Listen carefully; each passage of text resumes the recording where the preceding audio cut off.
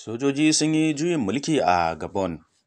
Sojoji sun bayyana a gidan talabijin na ƙasar Gabon, inda suka bayyana cewa sun ƙwace mulki daga hannun farar hula. Sun ce sun soke zaɓen da aka yi a ranar Asabar, wanda hakan ya bayyana Shugaba Ali Bongo a matsayin wanda ya lashe zaɓen. Hukumar zaɓe ta bayyana Mr. Bongo a matsayin wanda ya lashe zaɓen kashi biyu cikin uku na ƙuri'un da aka kaɗa. Amma 'yan adawa sun ce an tafka maguɗi a wannan zaɓe. Wannan mataki ya kawo ƙarshen shekara 53 da aka shafe iyalan gidan Bongo na mulkin ƙasar a Gabon.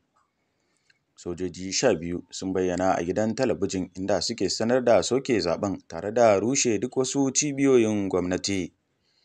Ɗaya daga cikin sojojin ya sanar a gidan talabijin na Gabon 24 cewa, "Mun yanke shawarar tabbatar da zaman lafiya da kuma kawo ƙarshen wannan gwamnati." Mr. Bongo ya hau kan mulki ne bayan rasuwar mahaifinsa tun a shekarar 2009. Tabbas dai wannan juyin mulki na Gabon ka iya alamta cewa Afirka ta shiga cikin wani halin ni'yasu a kan turbar dimokuraɗiyya. Duba da yadda a watan baya ne da ya wuce, sojoji suka hamɓarar da Shugaba Muhammad Bazoum na jamhuriyar Nijar, wanda hakan ya haifar da dambarwar da har yanzu ba ta ƙare ba a siyasance. Kwatsam kuma sai ga waɗannan sojoji sun bayyanar da kifar da gwamnatinsa. Wannan dai izina ce ga sauran ƙasashe na musamman ma na yammacin Afirka